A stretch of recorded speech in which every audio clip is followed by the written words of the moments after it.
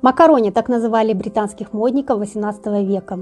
Макарони одевались не просто модно, они одевались чрезмерно, вычурно модно. Это были сыновья английских аристократов, которые по достижении совершеннолетия отправлялись в гранд-тур по Европе. Там они изучали искусство, архитектуру, ну, естественно, моду тех стран. Из Франции и Италии они привозили модную, нарядную одежду, которая была намного ярче британской. Также моду на яркий макияж, но, естественно, любимое блюдо итальянцев – пасту. У них был клуб Макарони Клаб, клуб любителей итальянских макаронов. Возможно, предположительно, что макарони, их прозвище происходит именно от этого.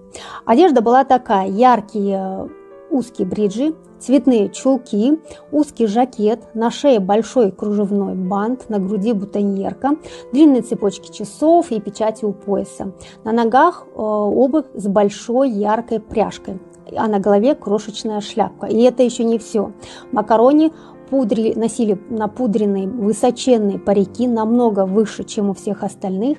Они пудрили до бела лицо, подводили черным брови, красили губы, рисовали мушки, тем самым создавая искусственную внешность. Зачастую на макарони ходили с дамским зонтиком или утонченной тростью.